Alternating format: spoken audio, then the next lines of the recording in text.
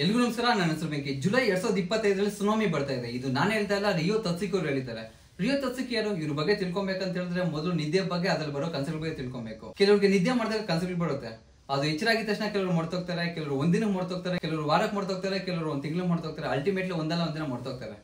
ಅದೇ ಕನ್ಸು ಬಂದಿರೋರು ಒಬ್ಬ ಮಾಂಗ ಆರ್ಟಿಸ್ಟ್ ಆದ್ರೆ, ಕನ್ಸಲ್ ಬಂದಿರೋ ಪ್ರತಿಯೊಂದನ್ನ ಒಂದು ಬುಕ್ಕಲ್ಲಿ ಬರ್ಕೊಂಡ್ರೆ, ಆ ಬರ್ದಿರೋ ಬುಕ್ ನ ಪಬ್ಲಿಕ್ ಅಲ್ಲಿ ಪಬ್ಲಿಷ್ ಮಾಡಿದ್ರೆ, ಅದರಲ್ಲಿರೋ ಪ್ರತಿಯೊಂದು ಘಟನೆ ನಿಜ ಜೀವನದಲ್ಲಿ ನಡೆದಿದ್ಯಾ ಅನ್ನೋ ಒಂದು ಡೌಟೇ ಬೇಡ. ನಡೆದಿದೆ, ಅದಕ್ಕೋಸ್ಕರ ನಿಮ್ಗೆ ಅವ್ರು ಪರಿಚಯ ಮಾಡ್ಕೊಳಕ್ ನಾನು ಇವತ್ತು ಬಂದಿದ್ದೀನಿ. ಮೊದಲು ಮಾಂಗ ಆರ್ಟಿಸ್ಟ್ ಅಂದ್ರೆ ಏನು ಅದ್ರ ಬಗ್ಗೆ ನಿಮ್ಗೆ ಸ್ವಲ್ಪ ವಿಚಾರ ತಿಳಿಸ್ಕೊಡ್ತೀನಿ. ಸಿಂಪಲ್ ಆಗಿ ಮಾಂಗ ಆರ್ಟ್ ಬಗ್ಗೆ ಹೇಳ್ಬೇಕು ಅಂತ ಹೇಳಿದ್ರೆ, ರೀಸೆಂಟ್ ಆಗಿ ನಾವು ಗಿಬ್ಲಿ ಹಾರ್ಟ್ ಅಂತ ಒಂದು ನೋಡಿರ್ತೀವಿ. ಗಿಬ್ಲಿ ಹಾರ್ಟ್ ಕೂಡ one type of manga art.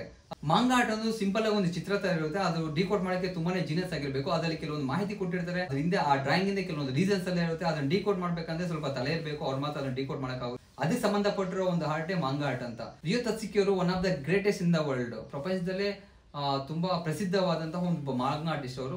So ಅವ್ರ ಬಗ್ಗೆ ನಿಮ್ಗೆ ತಿಳ್ಸ್ಕೊಳಕ್ ನಾನು ಇವತ್ತು ಬಂದಿದ್ದೀನಿ. ಅವ್ರು ಇದೊಂದೇ ಅಂತಲ್ಲ, ಈ ಸದ್ಯಕ್ಕೆ ಇವಾಗ ಲೇನ್ ಆಗಿ ಇವಾಗ ಇಷ್ಟು ಸುದ್ದಿ ಆಗೋ ಕಾರಣ ಏನು ಅಂತ ಹೇಳಿದ್ರೆ, 2025 ಜುಲೈ ಸುನಾಮಿ ಬರುತ್ತೆ ಅಂತ ಅವರು ಬುಕ್ ಅಲ್ಲಿ ವಿಶ್ಲೇಷಣೆ ಕೊಟ್ಟಿದ್ದಾರೆ. ಆ ಒಂದು ರೀಸನ್ ಇಂದ ಇವಾಗ ಸೋಷಿಯಲ್ ಮೀಡಿಯಾದಲ್ಲಿ ಆಗಿರ್ಬೋದು, ಎಲ್ಲಾ ಕಡೆ ಆಗಿರ್ಬೋದು, ಇವ್ರು ತುಂಬಾ ಸುದ್ದಿಯಲ್ಲಿದ್ದಾರೆ.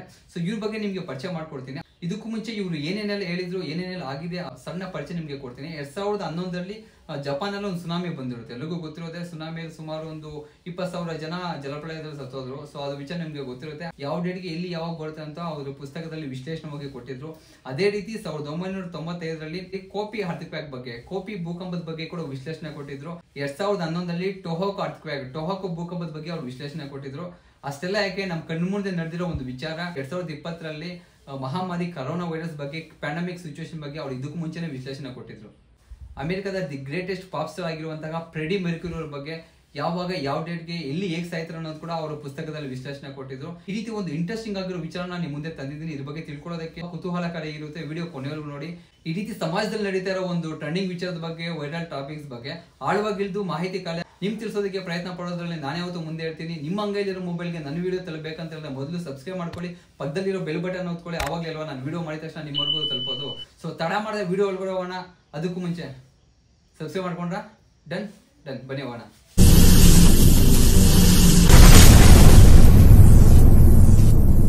ರಿಯೋ ತತ್ಸಿಕ್ ಅನ್ನೋರು ಜಪಾನ್ ಒಂದು ಸಿಟಿಜನ್. 1952ರಲ್ಲಿ ಹುಟ್ಟಿರ್ತಾರೆ. ಸದ್ಯಕ್ಕೆ ಇವಾಗ ಏನಕ್ಕೆ ವಿಚಾರದಲ್ಲಿ ಇದ್ದಾರೆ ಅಂತ ಹೇಳಿದ್ರೆ, 2025 ಜುಲೈಯಲ್ಲಿ ಒಂದು ಸುನಾಮಿ ಬರುತ್ತೆ ಅಂತ ಹೇಳ್ತಿದ್ದಾರೆ. ಆ ಒಂದು ವಿಚಾರದಲ್ಲಿ ಎಲ್ಲೆಡೆ ಅವರು ಭಾರಿ ಸುದ್ದಿಯಲ್ಲಿದ್ದಾರೆ. ಅವರು ಬರ್ದಿರೋ ಪ್ರಕಾರ 1999ರಲ್ಲಿ ದ ಡ್ರೀಮ್ ಆನ್ ದಿಸಾ ಅಂತ ಒಂದು ಬುಕ್ ಪಬ್ಲಿಷ್ ಮಾಡ್ತಾರೆ. ಆ ಪುಸ್ತಕದಲ್ಲಿ ಇದ್ರ ಬಗ್ಗೆ ವಿಶ್ಲೇಷಣೆ ಇದೆ. ತುಂಬಾ ಜನ ಭಯಭ್ರಾಂತಿ ಪಡ್ತಿದ್ದಾರೆ, ಎಸ್ಪೆಷಲಿ ಜಪಾನ್ ಜನರು. ಯಾಕಂತ ಹೇಳಿದ್ರೆ 2011ರಲ್ಲಿ ಇವ್ರು ಯಾವ ತರ ಬರ್ದಿರ್ತಾರೋ ಅದೇ ರೀತಿ ಒಂದು ಸುನಾಮಿ ಬಂದಿರುತ್ತೆ. 40 ಮೀಟರ್ ಅಷ್ಟು ಒಂದು ದೊಡ್ಡ ಅಲೆ ಬಂದು ಜಲಪ್ರಳಯ ಆಗಿರುತ್ತೆ. ಅದೆಲ್ಲರಿಗೂ ಗೊತ್ತಿರುತ್ತೆ. ಸೊ ಅವರು ಪುಸ್ತಕದಲ್ಲಿ ಇದೇ ರೀತಿ ಎಕ್ಸಾಕ್ಟ್ ಆಗಿ ಬರ್ದಿದ್ರು. ಅದೇ ರೀತಿ 20,000 ಜನ ಆ ಒಂದು 2011ರ ಸುನಾಮಿಯಲ್ಲಿ ಸತ್ತೋಗಿರ್ತಾರೆ. ಆಲ್ಮೋಸ್ಟ್ ಇವರು 1952ರಲ್ಲಿ ಜನನ ಆಗಿರುತ್ತೆ. ಇವ್ರಿಗೆ ಸುಮಾರು ಅವ್ರಿಗೆ ಒಂದು ಏಜ್ ಬಂದಿರುತ್ತೆ, ಒಂದು ಮಿಡ್ಲ್ ಆಫ್ ಏಜ್, ಒಂದು 25-30. ಆ ಟೈಮಲ್ಲಿ ಈ ತರ ಒಂದು ಪುಸ್ತಕ ಬರೋದಕ್ಕೆ ಸ್ಟಾರ್ಟ್ ಮಾಡಿರ್ತಾರೆ. ಸೊ ಆ ಟೈಮಲ್ಲಿ ಅವ್ರು ಯಾವುದೇ ಒಂದು ಪುಸ್ತಕ ಬರೆದ್ರು, ಕೆಲವೊಂದು ಯಾವುದೇ ರೀತಿ ಮಾಂಗ ಆರ್ಟಿಸ್ಟ್ ಬಗ್ಗೆ ಸಂಬಂಧಪಟ್ಟಿರೋ ಪುಸ್ತಕಗಳು ಪಬ್ಲಿಷ್ ಮಾಡೋದು ಯಾವುದೇ ರೀತಿಯ ಪಬ್ಲಿಸಿಟಿ ಆಗಿರಲ್ಲ. ಯಾವಾಗ ಒಂದು 2011ರಲ್ಲಿ ಜಪಾನ್ ನಲ್ಲಿ ಒಂದು ಸುನಾಮಿ ಬರುತ್ತೋ, ಸೊ ಆ ಸಮಯದಲ್ಲಿ ಕೆಲವರು ಒಂದು ವಿಚಾರ ಈ ತರ ಆಗುತ್ತೆ ಅಂತ ಇದಕ್ಕೂ ಮುಂಚೆ ಯಾರೋ ಬರ್ದಿದ್ರಲ್ಲ, ಯಾವ್ದೋ ಪುಸ್ತಕ ಅಂತ ಅವ್ರು ಹಿಂದೆಗೆ ಹೋಗಿ ಹುಡ್ಕಾಡಿದಾಗ ರಿಯೋ ತತ್ಸಿಕ್ ಅವರು ಬರ್ದಿರುವಂತಹ ಪುಸ್ತಕದಲ್ಲಿ ಇದ್ರ ಬಗ್ಗೆ ಸೂಕ್ಷ್ಮವಾದ ವಿಶ್ಲೇಷಣೆ ಇರುತ್ತೆ. ಸೊ ಆ ಒಂದು ವಿಚಾರದಿಂದ, ಸೊ ಅವ್ರು ಹೇಳಿದ್ಮೇಲೆ, ಅವ್ರ ಕನ್ಸಲ್ ಬಂದಿದ್ಮೇಲೆ ಹಾಗೆ ಆಗುತ್ತೆ ಅನ್ನೋದು ಒಂದು ವಿಚಾರದಿಂದ ಜಪಾನ್ ಜನರು ತುಂಬಾ ಭಯಪ್ರೀತಿಗೆ ಒಳಗಾಗ್ತಿದ್ದಾರೆ. ಸೊ ಒಂದು ಜಪಾನ್ ನಲ್ಲಿ ಒಂದು ಸುನಾಮಿ ಬಂದ್ರೆ ನಮ್ಮ ಇಂಡಿಯಾ ಜನ ಯಾಕೆ ಭಯ ಬೀಳ್ಬೇಕಂತ ಹೇಳಿದ್ರೆ ಅದು ಕನೆಕ್ಷನ್ ಇದೆ. ಅವ್ರು ಬರ್ದಿರೋ ಒಂದು ಡ್ರಾಯಿಂಗ್ ಪ್ರಕಾರ ಆ ಒಂದು ಸಮುದ್ರದಿಂದ ಬರ್ತಾ ಇರೋ ಒಂದು ವಾಟರ್ ಬಬಲ್ಸ್ ಪಕ್ಕದಲ್ಲಿ ಡ್ರ್ಯಾಗನ್ಸ್, ಶಾರ್ಕ್ಸ್ ಹೋಗ್ತಾ ಇದ್ರೆ ಮೇಲೆ ಒಂದು ಡೈಮಂಡ್ ಶೇಪ್ ಅಲ್ಲಿ ಒಂದು ಡ್ರಾಯಿಂಗ್ ಬರ್ದಿರ್ತಾರೆ. ಯಾವ ದೇಶವರೆಗೂ ಇದು ಹೋಗ್ಬೋದು ಅನ್ನೋ ಒಂದು ಮುನ್ಸೂಚನೆಯಿಂದ ಒಂದು ಡ್ರಾಯಿಂಗ್ ಬಿಡಿಸಿದ್ದಾರೆ. ಆ ಒಂದು ಡೈಮಂಡ್ ಶೇಪ್ ಅಲ್ಲಿರೋ ಆಕೃತಿ ನಾವು ಡಿಕೋಡ್ ಮಾಡಿದಾಗ ಅದು ಜಪಾನ್, ತೈವಾನ್, ಇಂಡೋನೇಷ್ಯಾ, ನಾರ್ತ್ ಅಮೆರಿಕಾನ್, ಐಸ್ಲ್ಯಾಂಡ್ಸ್, ಸ್ವಲ್ಪ ಏನಾದ್ರು ಹೆಚ್ಚು ಕಮ್ಮಿ ಆಯ್ತು ಅಂತ ಹೇಳಿದ್ರೆ ಅಂಡೋಮಾನ್ ನಿಕೋಬಾರ್, ಕೇರಳ, ತಮಿಳುನಾಡು, ಆಂಧ್ರ ಪ್ರದೇಶ, ನಾವು ಕೋಸ್ಟಲ್ ಏರಿಯಾ ಇಲ್ಲಿವರೆಗೂ ಬರೋ ಚಾನ್ಸಸ್ ಕೂಡ ಇರುತ್ತಂತೆ ಅದರಲ್ಲಿ ಮೆನ್ಷನ್ ಮಾಡಿದ್ದಾರೆ.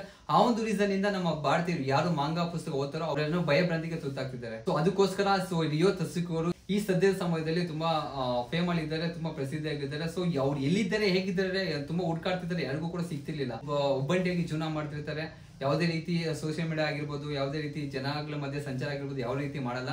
ಅವರ ಜೀವನ ಆಯಿತು, ಅವರ ಪುಸ್ತಕಗಳ ಒಂದು ಪಬ್ಲಿಸಿಟಿ ಆಯಿತು, ಅಷ್ಟೋ ಮಟ್ಟಿಗೆ ಅವ್ರು ಯಾವುದೇ ರೀತಿ ಒಂದು ಪಬ್ಲಿಸಿಟಿ ಇಷ್ಟಪಟ್ಕೊಂಡು, ಇಲ್ಲಾಂದ್ರೆ ಒಂದು ದುಡ್ಡಿಗೆ ಇಷ್ಟಪಟ್ಕೊಂಡು, ಇಲ್ಲ ಅಂತ ಹೇಳಿದ್ರೆ ನಾನು ಭವಿಷ್ಯ ಹೇಳ್ತೀನಿ ಅಂತ ಜನರಿಗೆ ನಂಬಿಸಿ ದುಡ್ಡು ಕಿತ್ಕೊಳ್ಳೋದು, ಈ ತರ ಕೆಲಸ ಏನೂ ಮಾಡ್ತಿಲ್ಲ. ಅವ್ರ ಪುಸ್ತಕದಲ್ಲಿ ಬರ್ದಿರುವಂತಹ ಕೆಲವು ವಿಚಾರಗಳು ಏನೇನಾಗಿದೆ ಅಂತ ಕೆಲವೊಂದು ನಿಮಗೆ ತಿಳಿಸೋದಕ್ಕೆ ನಾನು ಪ್ರಯತ್ನ ಪಡ್ತೀನಿ. 2004 ಒಂದು ಸುನಾಮಿ ಬಂದಿರುತ್ತೆ. ಅದು ಎಲ್ಲಿ ಸ್ಟಾರ್ಟ್ ಅಂತ ಹೇಳಿದ್ರೆ ಸುಮಾತ್ರ ಒಂದು ಪ್ರದೇಶ. ಸುಮಾತ್ರ ಪ್ರದೇಶ ಬಂದ್ಬಿಟ್ಟು ಇಂಡೋನೇಷ್ಯಾ ಪಕ್ಕದಲ್ಲಿರುತ್ತೆ.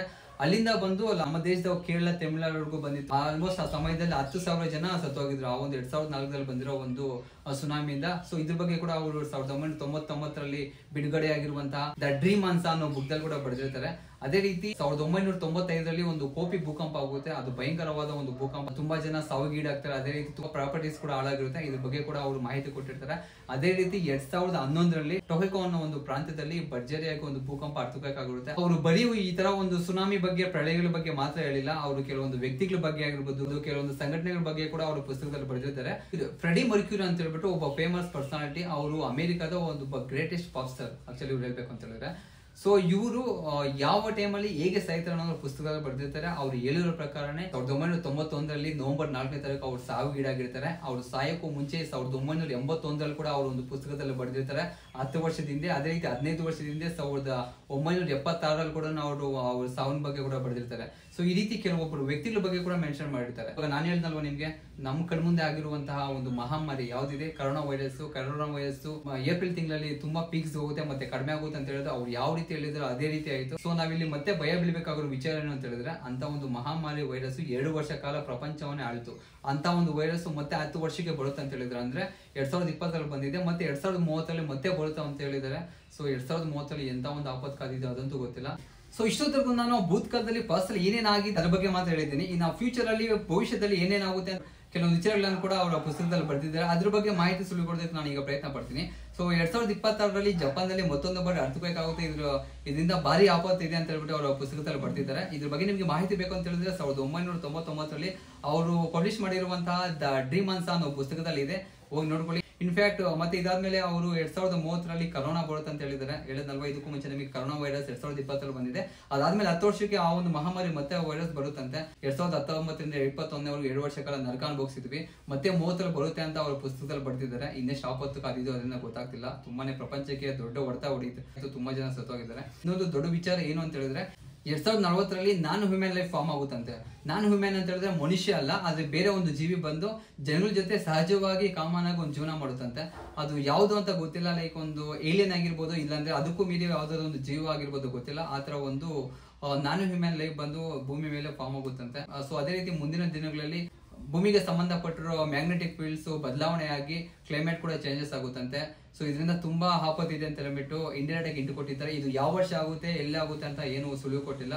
ಬಾಬಾ ವಂಗಾ ಅವ್ರ ಬಗ್ಗೆ ತುಂಬಾ ಜನ ಗೊತ್ತೇ ಇರುತ್ತೆ. 2011 ಒಂದು ಸುನಾಮಿ ಬಗ್ಗೆ ಆಗಿರ್ಬೋದು, ಅರ್ಥಕ್ವೇಕ್ಸ್ ಬಗ್ಗೆ ಆಗಿರ್ಬೋದು, ಪ್ಯಾಂಡಮಿಕ್ ಸಿಚುವೇಶನ್ಸ್ ಬಗ್ಗೆ ಆಗಿರ್ಬೋದು, ಅದೇ ರೀತಿ ಅಮೆರಿಕದಲ್ಲಿ ಬರಾಕ್ ಒಬಾಮಾ ಅವರ ಆಳ್ವಿಕೆಯಲ್ಲಿ ಆದಂತಹ ದುರ್ಘಟನೆಗಳ ಬಗ್ಗೆ ಆಗಿರ್ಬೋದು, ಅವರು ತುಂಬಾನೇ ಭವಿಷ್ಯದಲ್ಲಿರ್ತಾರೆ. ಅವ್ರ ಬಗ್ಗೆ ತುಂಬಾ ಜನ ಗೊತ್ತಿರುತ್ತೆ. ಅಂದ್ರೆ ನಮ್ಮ ಭಾರತ ದೇಶಕ್ಕೆ ಬಂದ್ರೆ ವೀರಬ್ರಹ್ಮೇಂದ್ರ ಸ್ವಾಮೀಜಿ ತುಂಬಾ ಜನ ಗೊತ್ತಿರುತ್ತೆ. ಅವ್ರನ್ನ ನಾವು ಕೆಲವರೆಲ್ಲ ನಾವು ದೇವಮಾನವ ಅಂತ ಕೂಡ ನೋಡ್ತೀವಿ. ಆದ್ರೆ ಇವರು ಬಾಬಾ ವಂಗಾ ಅವರಾಗಿರ್ಬೋದು, ರಿಯೋ ತತ್ಸಿಕೂರ್ ಆಗಿರ್ಬೋದು, ಜನಗಳು ಆಕ್ಚುಲಿ ಇವರು ರಿಯೋ ತತ್ಸಿಕೂರಿಂದ 1952 ಅವ್ರ ಜನನ ಆಗಿರುತ್ತೆ. ಇವಾಗ ಕೂಡ ಅವರು ಜೀವಂತವಾಗಿದ್ದಾರೆ. ಜಪಾನ್ ನಲ್ಲಿ ಇವಾಗಲೂ ಕೂಡ ಇದ್ದಾರೆ. ಅವ್ರಿಗೆ ಜಪಾನ್ ದೇಶದವರು ಯಾವುದೇ ರೀತಿ ರೆಕಗ್ನೈಸೇಷನ್ ಆಗಿರ್ಬೋದು, ಸನ್ಮಾನ ಆಗಿರ್ಬೋದು, ಯಾವುದೇ ರೀತಿ ಪ್ರೈಸಸ್ ಆಗಿರ್ಬೋದು ಏನೂ ಕೊಟ್ಟಿಲ್ಲ. ಸೊ ಅವ್ರಿಗೂ ಮೋಸ್ಟ್ ಇಷ್ಟ ಇಲ್ವೇನೋ. ಅವ್ರು ಕೂಡ ಅಷ್ಟೇ ಪಬ್ಲಿಸಿಟಿ ಆಗಿರ್ಬೋದು, ದುಡ್ಡಿಗೆ ಏನಕ್ಕೂ ಆಸೆ ಬೀಳಲ್ಲ. ಅವರು ಒಂದು ಕನ್ಸಾಯ್ತು, ಅದ್ರಲ್ಲಿ ಬಂದ್ರು ಕನ್ಸನ್ನ ಬುಕ್ ಮೇಲೆ ಬರೆಯೋದಾಯ್ತು, ಅದನ್ನ ಪಬ್ಲಿಸಿಟಿ ಮಾಡೋದಾಯ್ತು, ಅಷ್ಟೇ ಜೀವನ ಅನ್ಕೊಂಡಿದ್ದಾರೆ. ಅವ್ರ ಜನರ ಮಧ್ಯೆ ಕೂಡ ಬೆರೀತಾನೂ ಇಲ್ಲ. ಸೊ ತುಂಬಾ ಜನ ಹುಡ್ಕಾಡ್ತಿದ್ದಾರೆ. ಇವ್ರ ಬಗ್ಗೆ ಗೂಗಲ್ ಅಲ್ಲೋ ಇಲ್ಲ ಕ್ರೋಮಲ್ಲಿ ಹೋಗೋ ಚೆಕ್ ಮಾಡ್ಕೊಳ್ಳಿ. ಅವ್ರ ಫೋಟೋ ಕೂಡ ನಮ್ಗೆ ಸಿಗಲ್ಲ. ಯಾವ್ದೋ 1-2 ಫೋಟೋಸ್ ಇದೆ, ಅದು ಬ್ಲರ್ ಆಗಿದೆ. 2021 ಒಂದ್ಸಲ ಮಾತ್ರ ಸೋಷಿಯಲ್ ಮೀಡಿಯಾ ಮುಂದೆ ಕಾಣಿಸ್ಕೊಂಡಿರ್ತಾರೆ. ಅವರು ಅವಾಗ ಹೇಳಿದ ಮಾತೇನು ಅಂತ ಹೇಳಿದ್ರೆ, ಸೊ ನನಗೆ ಜಸ್ಟ್ ಒಂದು ಕಾಮನ್ ಆಗಿ ಎಲ್ಲಿಗೂ ಬರೋ ತರ ಕನ್ಸು ಬರ್ತಿದೆ, ಆ ಕನ್ಸನ್ನ ನಾನು ಪುಸ್ತಕದಲ್ಲಿ ಬರೀತಿದ್ದೀನಿ ಅಷ್ಟೇ. ಅದ್ರ ಬಿಟ್ಟರೆ ನಾನೇನು ಮಾಡ್ತಿಲ್ಲ, ನಂಗೆ ಯಾವುದೇ ರೀತಿ ಸೂಪರ್ ಪವರ್ಸ್ ಇಲ್ಲ ಅಂತ ಹೇಳ್ಕೊಂಡಿರ್ತಾರೆ. ಅದು ಅವ್ರ ದೊಡ್ಡತನ. ಬೇರೆಯವರಿಗೆ ಆಕ್ಚುಲಿ ನಮ್ಮ ಭಾರತ ದೇಶದಲ್ಲಿ ಈ ತರ ಒಂದು ಪವರ್ ಇದ್ದಿದ್ರೆ ತುಂಬಾ ಜನ ಇದನ್ನ ಬೇರೆ ರೀತಿಯಲ್ಲಿ ಯೂಸ್ ಮಾಡ್ಕೊಂಡು ದುಡ್ಡು ಮಾಡೋದಕ್ಕೆ ಪ್ರಯತ್ನ ಪಡ್ತಿದ್ರು. ಇಷ್ಟೆಲ್ಲ ಒಂದು ಭವಿಷ್ಯ ತಿಳ್ಕೊಂಡು ಇದ್ರ ಬಗ್ಗೆ ಪ್ರೆಡಿಕ್ಟ್ ಮಾಡಿ ನಾವೇನು ಭಯ ಬೀಳೋ ಅವಶ್ಯಕತೆ ಇಲ್ಲ. ಆಕ್ಚುಲಿ ಭಯ ಬೀಳೋದ್ರಿಂದ ಆಗೋದೇನು ಸ್ಟಾಪ್ ಆಗೋದಿಲ್ಲ. ಸೊ ನೆನ್ನೆ ಆಗಿರೋದು ಮತ್ತೆ ಮುಂದೆ ಬರಲ್ಲ, ಮುಂದೆ ಏನಾಗುತ್ತೋ ನಮಗೆ ಗೊತ್ತಿಲ್ಲ. ಈ ಪ್ರೆಸೆಂಟ್ ದಿನ ನಮ್ದು ಇರೋವರೆಗೂ ಚೆನ್ನಾಗಿರೋದಕ್ಕೆ ಪ್ರಯತ್ನ ಪಡೋಣ. ಭಯ ಬಿದ್ದ ತಕ್ಷಣ ಅವೆಲ್ಲ ಆಗೋದು ಮುಂದೆ ಸ್ಟಾಪ್ ಆಗೋದು ಅಂತ ಹೇಳಿದ್ರೆ ಎಲ್ಲಾ ಜನರು ಭಯ ಬೀಳೋದಕ್ಕೆ ಸ್ಟಾರ್ಟ್ ಮಾಡ್ತಾರೆ.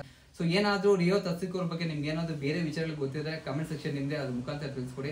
ಸೊ ವಿಡಿಯೋ ಇಲ್ಲಿವರೆಗೂ ನೋಡಿದ್ರೆ ಅಂತ ಹೇಳಿದ್ರೆ ನಿಮ್ಗೆ ಯಾವುದೋ ಒಂದು ಹೊಸ ವಿಚಾರದ ಬಗ್ಗೆ ಗೊತ್ತಾಗಿದೆ, ಅಟ್ಲೀಸ್ಟ್ ಒಂದು ನಾಲೆಡ್ಜ್ ಫೀಲ್ ನಿಮ್ವರೆಗೂ ಗೇನ್ ಆಗಿದೆ ಅನ್ಕೊಂತಾ ಇದೀನಿ. ಈ ರೀತಿ ನಿಮ್ಗೆ ಏನಾದ್ರೂ ಹೊಸ ವಿಚಾರಗಳ ಬಗ್ಗೆ ಗೊತ್ತಾಗಬೇಕಂತ ಹೇಳಿದ್ರೆ, ಸಮಾಜದಲ್ಲಿ ನಡೆದಿರೋ ವೈರಲ್ ಟಾಪಿಕ್ಸ್ ಬಗ್ಗೆ, ಟ್ರೆಂಡಿಂಗ್ ವಿಚಾರಗಳ ಬಗ್ಗೆ ಮಾಹಿತಿ ಬೇಕು ಅಂತ ಹೇಳಿದ್ರೆ ಮೊದಲು ನನ್ನ ಚಾನಲ್ನ ಸಬ್ಸ್ಕ್ರೈಬ್ ಮಾಡ್ಕೊಳ್ಳಿ, ಪಕ್ಕದಲ್ಲಿರೋ ಬೆಲ್ ಬಟನ್ ಕ್ಲಿಕ್ ಮಾಡಿ. ಆಗಲೇ ಅಲ್ವಾ ನಾನು ವಿಡಿಯೋ ಅಪ್ಲೋಡ್ ಮಾಡಿದ ತಕ್ಷಣ ನಿಮ್ಮವರೆಗೂ ಸಿಗೋದು.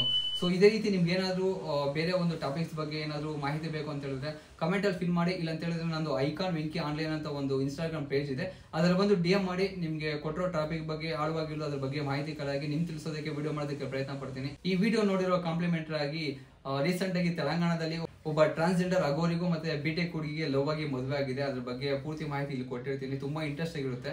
ನಿಮ್ಗೆ ಏನಾದ್ರು ಪ್ರೇ ಇದ್ರೆ ಈ ವಿಡಿಯೋ ಕೂಡ ನೋಡಿ, ಲೈಕ್ ಮಾಡಿ, ಶೇರ್ ಮಾಡಿ, ಸಬ್ಸ್ಕ್ರೈಬ್ ಮಾಡಿ. ಒಂದು ಒಳ್ಳೆಯ ವಿಡಿಯೋ ಮೂಲಕ ನಿಮ್ಮ ಮುಂದೆ ಸಿಗ್ತೀನಿ. ಅಲ್ಲಿವರೆಗೂ ಸಿಗೋಣ, ಬಾಯ್, ಧನ್ಯವಾದಗಳು.